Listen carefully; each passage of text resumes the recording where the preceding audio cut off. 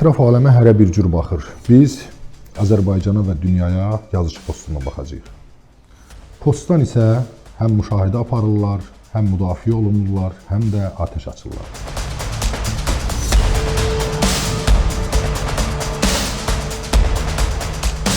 Ermənistandakı seçkilər nəinki erməni xalqının, hətta qonşu olduğumuz üçün, aramızda illərlə davam edən münaqişə olduğu üçün bizim də taleyimizə böyük təsiri var. Bilmirəm, kənarda necə görünür. Bəzən yerli adamlar düşünürlər ki, məcburi köçkünlərin hamısı bu statusdan gəlinə boluna istifadə ediblər, hər şeylə təmin olunublar.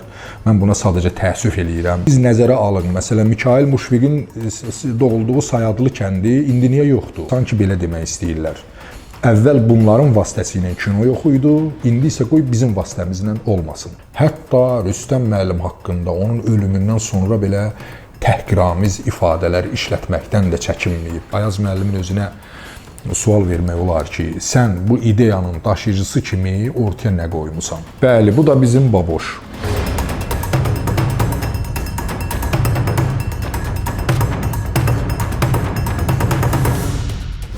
Salam əziz dostlar, həftəmizin ən deməli əhəmiyyətli hadisəsi mənə elə gəlir ki, Ermənistanda keçiriləcək seçkilərdir. Sabah yox, birisi gün orada seçkilər keçirilir və Cənubi Qafqazın taleyi bu seçkilərin nəticələrindən çox asılıdır. Mütəxəssislərin rəyinə görə, yəni Paşinyan çox öndədir, yəni rəy sorğuları da bunu göstərir və seçkilərlə bağlı kampaniya artıq son həddə qızışıb. Yəni son olaraq biz İrəvan meydanında Azərbaycan dilində səslənən cümlələri, səsi gördük və bununla da o revanşist tərəf göstərmək istəyirdi ki, Azərbaycanlılar burada qayıdırlar və Paşinyan hakimiyyətinə qarşı bunlar güclü bir təbliğat ruporu kimi istifadə eləməyə çalışdılar. Amma başa düşmədilər ki, bu həm də Azərbaycanın müharibədəki üstünlüyündən sonra Paşinyanın xeyrinə bir rəy formalaşdırır ki, yəni gələcəklər, müharibə davam eləyəcək. Yəni bu da istər-istəməz dinc əhalidə sülhə daha çox meyil yaradır. Nəinki o başı pozuq dəstələri aktivləşdirmək və köçəryanı o revanşistlərin əsas ən aqressiv kanadı ki, rəylərdə, sorğularda da o qədər yüksək göstəricilər verə bilmirlər. Artıq erməni xalqı kifayət qədər ayılıb və onlar köçəryanı və ümumiyyətlə orada olan Qarabağ klanının nələrlə məşğul olduğunu çox yaxşı bilirlər. Ona görə onun şansları yoxdur. Ancaq orada turnikdə hərəkətlər eləməklə, yəni mən gəncəm, hələ enerjim var, Azərbaycanla müharibə apara bilərəm kimi subliminal mesajlar verməsi də diqqətdən yayınmadı. Ancaq mənə elə gəlir ki, bunların heç bir nəticəsi yoxdur və mən orada izlədim, deməli İrəvanda keçirilən bir sorğuda, hardasa bir 5-7 nəfərlik sorğuda bir mənalı şəkildə indiki hakimiyyəti müdafiə elədilər, sülhü müdafiə elədilər. Onların içində yalnız bir nəfər əksinə Paşinyan hakimiyyətinin əleyhinə danışdı. Bir xanımın isə cavabı məndə çox maraq doğurdu, nə mənada? Deyir ki, vəziyyət yaxşıdır, getdikcə yaxşılaşır iqtisadi vəziyyətimiz. Oğlum isə Rusiyada yaşayır, illə bir dəfə gəlir, mən qızımla qalıram, indi isə nəvəm məktəbdədir, onu gözləyirəm və seçkilərin nəticəsi mənim nəyimə lazımdır. Belə bir münasibət bildirir. Bu zaman-zaman bizim cəmiyyətdə də siyasətə, seçkilərə bu cür soyuqqanlı, yəni laqeyd daha doğrusu münasibət göstərənlər görmüşük. Ancaq mən bu xanımın dediklərinə qulaq asanda içimdən bir fikir keçdi ki, məhz sənin oğlunu Rusiyaya getməyə məcbur eləyən ki, ildə bir dəfə onu görürsən, eyni zamanda həmin nəvənin gələcək həyatı üçün sülhü təhdid eləyən qüvvələr məhz revanşistlərdir. Siz məhz gedib seçkilərdə iştirak edib, nəvənizin asayişdə, oğlunuzun isə Ermənistanda sizin öz yanınızda, həmişə dediyim kimi, adam balası kimi yaşamasını təmin eləyə bilərsiniz.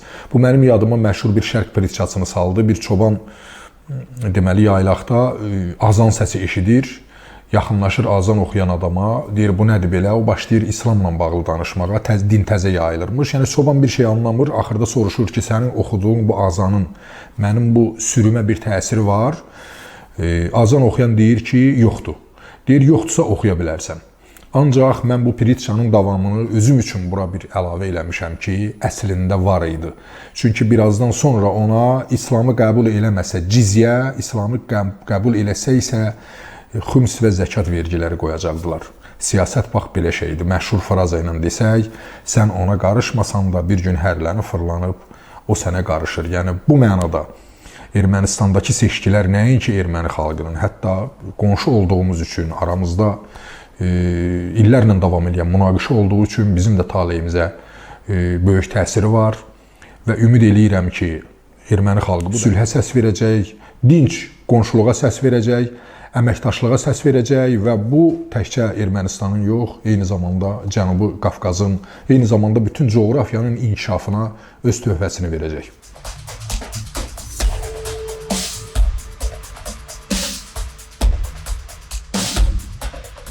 Nəyə lazım belə ömür, belə gün, baxışlarda nifrət, ürəklərdə kin, qaçqın, köşkün və yaxud da didərgin, gör bizə qoyulan ad necə pisdir. Bu, uzun illər mənim yadımda qalan Laçınlı bir el şairinin şeiridir və mənlə bir yerdə bunu məcburi köşkün həyatı yaşayan çoxlu insanlar da əzbər bilirlər və ürək ağrısı ilə zaman-zaman söyləyiblər. Bu şeir mənim niyə yadıma düşdü? Bu günlərdə parlamentdə deməli məcburi köçkünlük statusu ilə bağlı, gələcəkdə onun ləğv olunması ilə bağlı məsələ müzakirə olundu və mətbuatda çox geniş rezonans yaratdı. Bu şeir isə göstərir ki, biz bu taleyini yaşayan, mən də daxil olmaqla insanlar bu adı çox da sevməmişik. Yəni bu ad altında yaşamaq bizim o qədər də ürəyimizcə olmayıb. Bilmirəm kənarda necə görünür. Bəzən yerli adamlar düşünürlər ki, məcburi köçkünlərin hamısı bu statusdan gəlinə boluna istifadə ediblər, hər şeylə təmin olunublar. Mən buna sadəcə təəssüf eləyirəm və bunu bizim ictimai şuurumuzun olmaması, vətəndaş kimi məsuliyyətimizi tam dərk eləməməyi nəticəsi kimi baxıram. Xüsusən Laçınla bağlı postlar paylaşılırdı ki, oradakı insanlar öz evlərini kirayə verirlər. Bu insanların özünün tikdiyi evlər deyə bunlar. 30 il, yəni bizim imkanımız olmayıb ki, orada yaşayaq. Yəni dövlətimizin o gücü olmayıb, ordumuzun o gücü olmayıb ki, vətəndaşımızın öz mülkündə yaşamaq hüququnu təmin eləyək. İndi 30 ildən sonra tikib o evləri insanlara vermişik. Onların 30 il ömrü gedib bu arada. Və orada hamının işləmək imkanı yoxdur, hamının geniş imkanı yoxdur, hamının Bakıda biznesi yoxdur. Və biz həmin insanların orada evinin otağının birini kiməsə kirayə verib 5 manat qazanmağına, öz ata mülkünün, öz şəxsi mülkünün icarəsinə buradan dodaq büzürük. Buradan deyirik ki, onlar niyə belə eləyirlər? Dövlət onlara ev verib, onlar isə kirayə verirlər. Yəni onlar həmin evləri məcburi köçkün statusu ləğv olunandan sonra hətta sata da bilərlər, oradan satıb gedə də bilərlər. Mən bütün bunları niyə deyirəm? Əlbəttə, dövlətin prioritet mövzusu bu dəqiqə işğaldan azad olunmuş ərazilərə insanların qayıtmasıdır. Bununla bağlı ilkin deməli dövlət tədbirlərində məni də dəvət ediblər, mən də orada danışmışam. Hətta orada çıxışımda demişəm ki, siz nəzərə alın. Məsələn, Mikayıl Muşfiqin doğulduğu Sayadlı kəndi indi niyə yoxdur? Böyük Vətən müharibəsi vaxtı orada insanlar aclığa görə kəndi tərk edib stansiyalara gəldilər işləməyə, nələrsə satmağa, ticarətlə məşğul olmağa, balıq tutmağa və s. Yəni dağ kəndilərində elə geniş şərait bəzən olmur. Yəni aclıq, çətinlik olanda onlar arana doğru üst tutub gəlirlər. Yəni ehtiyac elə bir şeydir ki, o qapını döyəndə vətən yada düşmür. Yəni gəlin o romantikadan biraz aralanaq, reallığa qayıdaq və Qarabağa, Zəngəzura Azərbaycan əhalisinin qayıtmasının ən vacib şərtlərindən biri orada insanların dolanışa tapmasıdır. Amma bəzi yerlərə köçürülən insanların müəyyən deməli azadlıqları məhdudlaşdırılır. Hətta mən şahidəm ki, onların həyətdə bir hin tikməyə belə bəzən icazə vermirlər, ayaq yolu tikməyə belə icazə vermirlər. Mənim bir qohumum var. Məsələn, kanalizasiya sistemi evində quraşdırılmadığı üçün o evinə köçə bilmir və icazə vermirlər ki, həyatda hər hansı balaca bir tikinti belə eləsin. Əksinə tutaq ki, mənim öz doğulduğum kənddə bugün onlarla ailə köçür ora. Halbuki orada evlər yoxdur. Onlar niyə köçürlər? Çünki təsərrüfatla məşğuldurlar, arı saxlayırlar, heyvan saxlayırlar və o heyvanı orada saxlamaq, orada qazanc əldə etmək imkanları var deyə, üstəlik bunun da üstünə gəlir vətənə olan sevgi. Üst-üstə düşəndə insanlar o torpağa bağlanır. Orada insanlar var ki, hətta xahiş eləyirlər ki, biz qışda da burada qalmaq istəyirik. İndi müəyyən şərtlərə görə onların hamısının orada qalmaq imkanı yoxdur. Yəni o adamlar düşünürlər ki, məcburi köçkünlər öz yerlərinə qayıtmır, kökündən səhv eləyirlər. Şəxsən mənim özüm zaman tapan kimi, bax bu 3 günlük tətildə belə Bakıdan Laçına maşın sürmüşəm, Laçından da Bakıya və elə olub 12 saat yollarda qalmışam. Ancaq kəndimizdə bir gecə qalmaq üçün buradan çıxıb getmişəm. Ancaq bu sevgi, bu qayıdış həvəsi reallıqla toqquşanda bəzən xoşa gəlməz nəticələr verir. İnsanın bir yerdə yaşaması üçün onun iqtisadi təminatı olmalıdır. Bu gün ona görə biz gedirik, məsələn, Ağdamın özündə, Laçında müşahidə edirik ki, orada olan insanlar daha çox yaşlılardır. Səbəb nədir? Yəni hamını işlə təmin etmək mümkün də deyil. Ancaq mənə elə gəlir ki, bu qayıdış məsələsində bu incə nüanslar nəzərə alınmalıdır. İnsanların fərdi vəziyyəti nəzərə alınmalıdır. İnsanların əhəmiyyətlilik dərəcəsi nəzərə alınmalıdır. Yəni torpaqların alınması o demək deyil ki, bütün qaçqınları buradan ucdan tutma, ümumiyyətlə Bakıdan qovmaq və yaxud hər hansı bir yerdən qovmaq lazım. Bizim qarşımızda insan var. Yəni əgər biz onlarla belə davransaq, ermənilərlə nə fərqimiz oldu? Onlar da sağına soluna baxmadan hamını qovurdular da. Yəni biz də kimsə öz soydaşlarımızı şəhərdən və yaxud hər hansı bir yerdən qovmağa qalxırıqsa, bunun prinsipial nə fərqi, prinsipial bir fərqi olmur axı bizim başqa bir düşmənlərlə. Yəni bugün Bakı şəhərində Cəlilabadda necə yaşayırsa, Qəbələli necə yaşayırsa, hətta ondan biraz da artıq Laçınlı, Ağdamlı yaşayır. Yəni 30 il burada ömrünü bura qoyan insanlar var. Burada doğulan gənclər var. Məsəl üçün onlar ümumiyyətlə Qarabağ anlayışları o qədər yoxdur. Yəni orada yaşamaq ehtimalları yoxdur. O insanlar xüsusən Laçın ərazisinə o insanlar gedirlər ki, daha çox təsərrüfatla məşğuldurlar və orada əhalinin sayının azlığı ilə bağlı narahatlıqlara gəlincə qəti narahat olmağa dəyməz. Keçən il bizim kəndimizdə 60-a yaxın ev var idi. Halbuki məcburi köçkünlük vaxtı biz oradan çıxanda 120 ev var idi. İnsanlar öz xoşuna, öz istəyi ilə, baxmayaraq ki, alaçıqlarda yaşayırlar, nə bilim, taxta-tuxtadan nələrsə düzəldib yaşayırlar, baxmayaraq ki, işıq yoxdur, heç bir kommunal imkan yoxdur, ancaq mobil telefonlarda internetdən söhbət gedə bilər.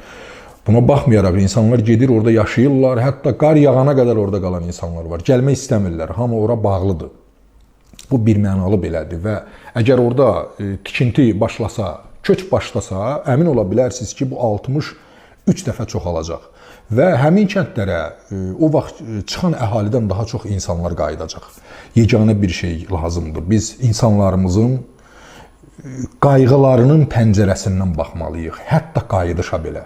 Çünki o torpaq üçün canını verən şəhidlər belə yerdə qalan insanlar üçün veriblər. Yəni onlar ölümə ona görə gediblər ki, yerdə qalan insanlar rahat yaşasın, ehtiyac içində qalmasın. Yəni bunu mütləq nəzərə almaq lazımdır. Mütləq nəzərə almaq lazımdır və xüsusi bu qayıdış proqramına xüsusi həssaslıqla yanaşmaq lazımdır. Bəzən məmurlar buna statistika kimi baxırlar. Hansısa bir dəftərə bir rəqəm yazmaq ki, nə qədər çox ailə köçürdülər, sanki bu onların böyük bir uğuru kimi qələmə verilir. Belə deyil. Köçürməklə deyil. Orada nə qədər insanları ora nə qədər bağlaya bilirsən. İnsanlar özünü vətəndə sözün həqiqi mənasında nə qədər vətəndaş kimi hiss edirlər. Öz yurdunda nə qədər ixtiyar sahibi hiss edirlər. Bura yönəlmək lazımdır. Və belə məsələlərdə ictimai sektorun təklifləri nəzərə alınmalıdır. Məsələn, Laçınla bağlı olanda necə ki iclasa çağırmışdılar, mənim fikrimi soruşa bilərsiniz. Laçınlı ziyalıların fikrini soruşa bilərsiniz. O cəmaatı, o coğrafiyanı tanıyan adamların, xüsusən ziyalıların fikri mütləqdir. Yəni məmur ideya vermir, məmur onları həyata keçirir.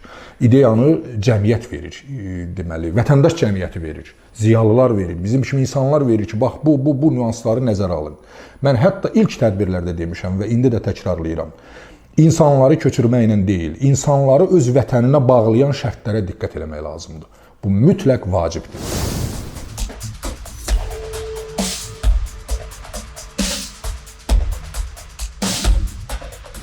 Bildiyiniz kimi mən bütün çıxışlarımda, müsahibələrimdə və yazılarımda Sovetdən qalan deməli yaradıcı təşkilatların bir mənalı əleyhinəyəm, yəni çünki bunlar heç cür bizim zamanımıza görə funksional deyil.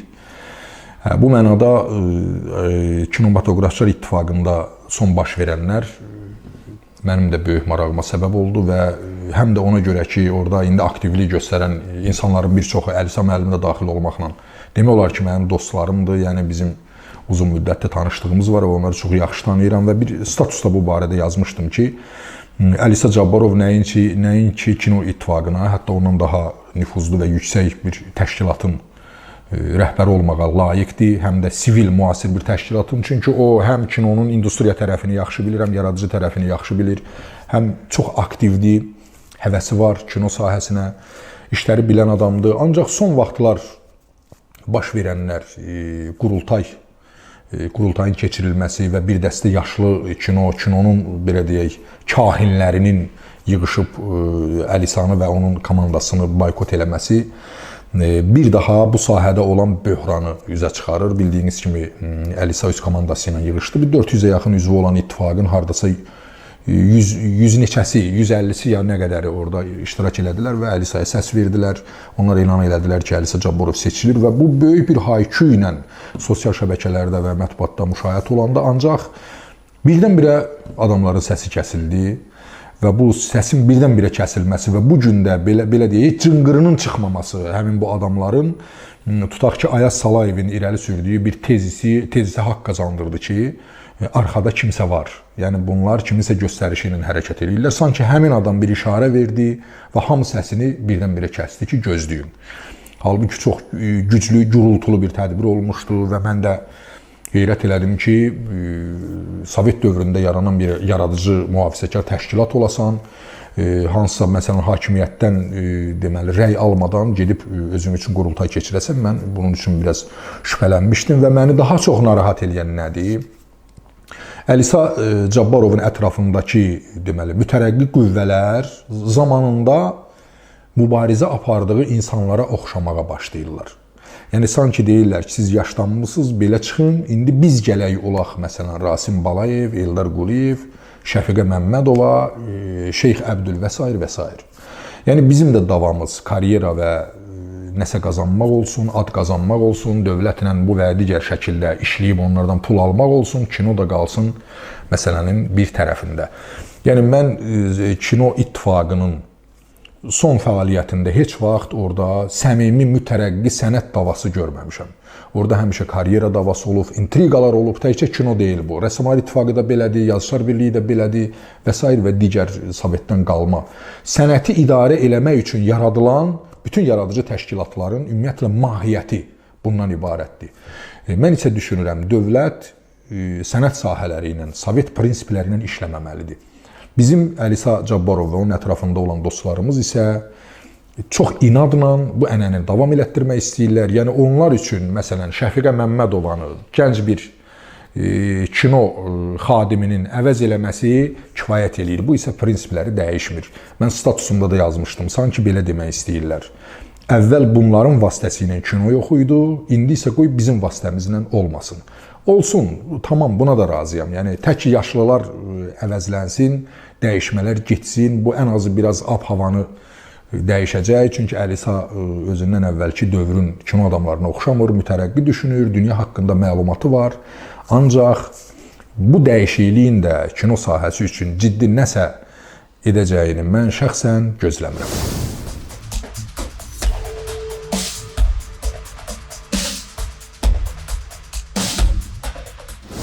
Bəli, mənim üçün həftənin maraqlı hadisələrindən biri də hörmətli kinoşünas Ayaz Salayevin internet televiziyalarının birinə verdiyi müsahibə oldu. Burada həm Kino İttifaqının qurultayından danışdı, həm də ən maraqlı tərəf, deməli vaxtı ilə 2018-ci illər Rüstəm İbrahimbəyov əleyhinə yazdığı məşhur, mənim təbirimcə desək, bədnam yazıya aydınlıq gətirdi. Çünki həmin vaxt yazırdılar ki, bu Əli Həsənovun sifarişi ilə yazılıb.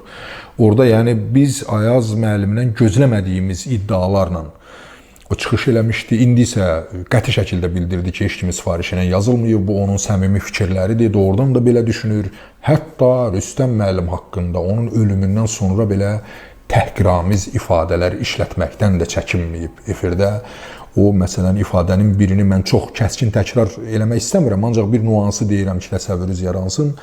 Deyir ki, onun deməli o məşhur trio ilə bağlı Qafqaz Triosu adlı filmində çox alçaq ideyalar deyir, çox alçaq fikirlər irəli sürür və Ayaz müəllim düşünür ki, bu Azərbaycan xalqının əleyhinə yönəlmiş bir filmdir və imperialist maraqları özdə qəribədir ki, həmişə müdafiə elədiyi Rus dilinin daşıyıcıları, yəni Rus imperializminin diktəsi ilə Azərbaycanı alçaltmaq üçün çəkilən bir filmdir və o iddialarını əsaslandırmağa çalışır və ən vurucu nüans da bundan ibarətdir ki, bizim sənət Azərbaycan mənəviyyatının böyüklüyünü ortaya qoymalıdır və deyir, mən ömrüm boyu bu ideyanın əleyhinə olan hər cür sənət əsərləri ilə mübarizə aparacam.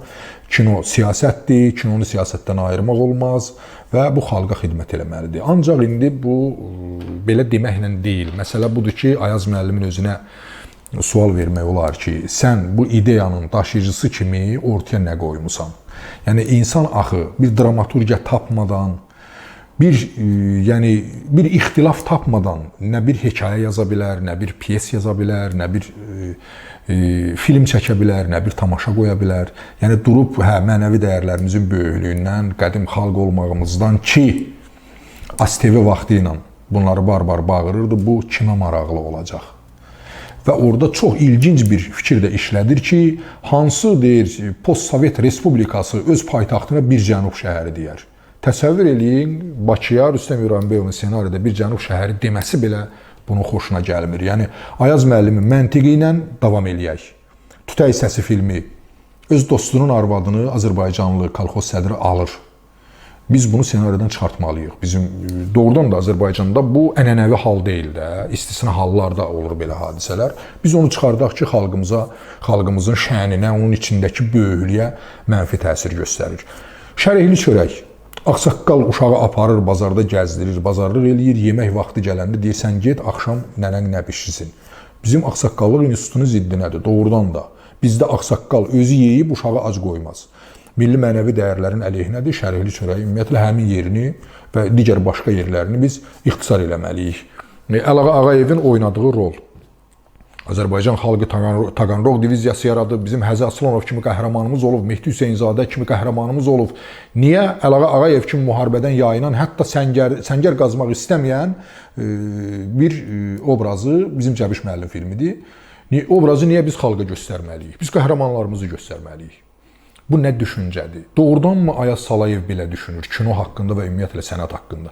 Birdən məndə belə bir rəy yaranır ki, Ayaz müəllim qəsdən belə eləyir. Niyə görəsə qəsdən belə eləyir? Yəni yəqin düşünür ki, bu xalq kinoluq xalq deyil, elə bu buna layiqdir. O da öz aləmində xalqı bu cür cəzalandırır, onun öz arxetipləri ilə onun üstünə gəlir. Yəni mənim başqa bir izahatım yoxdur. Ya da yaşlandıqca adamın o sənət hissləri tükənməyə başlayır və dəhşətli tərəf burasıdır ki, Ayaz müəllim bunu sadəcə bir fikir kimi demir. O həm də Mədəniyyət Nazirliyinin deməli müsabiqəsində gənclərin yazdığı ssenariləri qiymətləndirən əsas fiqurlardan biridir. Həmin komissiyanın ağır çəkili üzvlərindən biridir. Yəni o öz düşüncəsini praktiki olaraq həyata keçirir və kinoya zərər vurur. Çox təəssüf ki, Azərbaycanda, bizim ölkəmizdə bir çox sənət adamları, ədəbiyyatda da bu çoxdur. Gəlirlər, müəyyən mütərəqqi işlər görürlər, müəyyən şöhrətə çatırlar, müəyyən əlaqələr qurmaq imkanına çatırlar. Söz sahibi olandan sonra başlayırlar ya qısqanclıqdan, ya başqa bir səbəbdən zərər verməyə. Bu düşüncə ilə Azərbaycan kinosu heç vaxt qabağa gedə bilməz, heç vaxt bir addım da irəli ata bilməz. Çünki Ayaz Salayev bu düşüncə ilə özü belə ciddi bir film çəkə bilməyib, axırıncı çəkdiyi, yəni bu axırıncıdan əvvəlki bədii filmi deyirəm, İhram TV idi. Orada medianın deməli idarə olunmasından, siyasi sistemin medianı idarə eləməsindən bəhs edən bir film idi. Onu dövlət sifarişi olduğu üçün efirlərə buraxmadılar. Mətbuat və kino camiyyəsi Ayaz müəllim müdafiəsinə qalxdı. Ayaz müəllim özü geri çəkildi. Özü geri çəkildi və filmin üzərində redaktörlərə başladı, konjunkturaya uyğunlaşdırmağa başladı, siyasi konjunkturaya və sizi əmin eləyirəm, mən Azərbaycan hakimiyyətində, aidiyyatı qurumlarda işləyən insanları tanıyıram. Onların heç biri Ayaz Salayev kimi filmə və yaradıcılığa ideoloji yanaşmır. Onların çoxu yəni başa düşür ki, mənfi bir qəhrəman yaratmadan, müharibənin özündə belə bir ixtilaf yaratmadan, bir toqquşma yaratmadan heç bir əsər ortaya qoymaq olmaz. Axı, yəni bunu Stalin belə 50-ci illərdə, 40-cı illərdə başa düşdü ki, Almanları mənfi verib bizi müsbət verməklə, Almanları axmaq kimi verməklə belə bir rəy yaranır ki, biz mənasız bir ordu ilə döyüşmüşük. Almaniyanın qüdrəti görünməlidir ki, biz kimi məğlub eləyirik. Yəni Azərbaycan xalqının o mənəvi dəyərlərinin açılması üçün də bu mənfi qəhrəmanlara ehtiyac var axı. Yəni insan yaradıcılığa necə belə yanaşa bilər ki, sən şəhəri niyə bir cənub şəhəri deyirsən? Sən niyə məsələn bir rus dilində danışan bir gürcünü niyə Azərbaycanlılar döyürlər, döyməsinlər? Bizim xalqı bu pis göstərir. Bu necə yanaşmadır? Yəni bu məntiqlə Victor Hugo'nun səfillərini fransız xalqı qadağan eləməlidir ki, bizi biabır eləyib. Və Ayaz müəllimin axırıncı çəkdiyi işlər nədən ibarətdir? Mənasız roliklərdir bunlar. Mənasız roliklər, bayaq çıxışımda dediyim kimi, insan əməli iş görə bilməyəndə danışmağa başlayır. Ayaz müəllim artıq filmlərində də danışmağa başlayır. Və yaxud Qərbi Azərbaycanla bağlı indi onu başa düşmək olar sənədli filmdə. Torpaq adlı film çəkib, oturub insanlar öz torpaqlarına xatirə danışırlar. Yəni belə sənət əsəri olmaz. Özü müsahibəsində də etiraf edir ki, bu daha çox sənədli filmdir. Mən başa düşürəm, o torpağı itirmişik. Mənə də çox doğma insanlardır o insanlar. O xatirələri danışırlar. Ancaq bununla biz böyük kinoda, ciddi kinoda bir iş görə bilmərik və bu həmin Ayaz Salayevdir ki, o boyda möhtəşəm İran filmlərinə sosial çarx deyir. Özü isə vətənpərvərlik ilə bağlı bu cür mənasız filmlər çəkir. Yəni ciddi kino kontekstində deyirəm. Və müsahibəsində qəribə bir söz işlədir. Deyir ki, məşhur ifadədə deyildiyi kimi vətənpərvərlik savadsızların əlində bayraq elədiyi bir ideyadır. Ayaz müəllim, o söz elə deyil. O fikir elə deyil. Orada deyilir ki, vətənpərvərlik fırıldaqçıların sığınacaq yeridir, sonuncu sığınacaq yeridir. Və mən dediyimi daha sərt deyir bu fikir. Yəni, insan iş görə bilməyəndə həmişə vətəndən danışır, xalqı tərifləyir, özünü qürrələnir. Yəni, bu sənət müştəbihliyi ilə biz heç balaca bir qısa metrajlı normal filmdə çəkə bilmərik. Və əmin olun, Azərbaycanın kinoda ciddi bir iş görməsinin səbəbi məhz bu düşüncədir. Bu düşüncədə olan insanların ixtiyar sahibi olmasındadır. Təəssüf eləməkdən başqa əlimizdən bir şey gəlmir.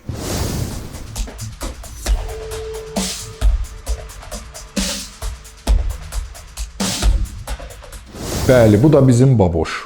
Yəqin çoxunuz deyəcəksiniz ki, bu bizim verilişin, mənim çıxışlarımın formatına uyğun deyil, amma məncə uyğundur. Niyə görə? Çünki mən Mirzə Cəlilin məşhur ifadəsini həmişə prioritet götürürəm. O deyir ki, sözünü o kəslərə de ki, sənə qulaq vermək istəmirlər. Mən dəfələrlə demişəm. Yəni, indi məni dinləyən insanların və daimi dinləyən insanların bir çoxu mənim dediyim, toxunduğum problemləri çox gözəl bilirlər. Biz məhz sözümüzü o adamlara deməliyik ki, bizi başa düşmürlər, başa düşmək istəmirlər, ya bizə qulaq asmırlar və gedib Baboşa baxırlar. Mən demirəm, dünyanın hər tərəfində tiktokerlərə maraq böyükdür, baxış çoxdur, ancaq indi mən sizə balaca bir statistika deyəndə faciənin miqyasını siz dərk edəcəksiniz. Azərbaycanda bir siyasi partiyanın fəaliyyət göstərməsi üçün 5000 imza yetərlidir. Azərbaycanda ən yaxşı kitab 500 tirajdan artıq çıxa bilmir. Məsələn, mənim sonuncu romanım, Rəng Mühəndisi, 500 tiraj satıldığı üçün mən fəxr edirəm. Çünki hər kitab bu Azərbaycan ölçülərinə görə bu uğura imza ata bilmir. Doğrudan da biz 500 tirajla satılmağı böyük uğur kimi görürük. Yəni, reallıq bunu göstərir və belə bir vəziyyətdə Baboş ət doğruyur və arada zarafatlaşır. 10.000 insan ekrana kilidlənib ona tamaşa eləyir. Təsəvvür elə, bu təsadüfən mənim qarşıma çıxdı və təxminən bir 20 dəqiqə sonra mən girib baxdım ki, yəqin azalar, insan nə qədər baxa bilər? Bir 5 dəqiqə falan baxıb əylənə bilərsən, nə bilim, keyfin açıla bilər, lazım olsa sonra bir gülməli şərh də yaza bilərsən. İnsanların bu haqqı da, bu hüququ da var. Mən bunu heç kimin əlindən almaq istəmirəm. Amma mən açanda gördüm ki, insanlar hələ də artıblar, yəni.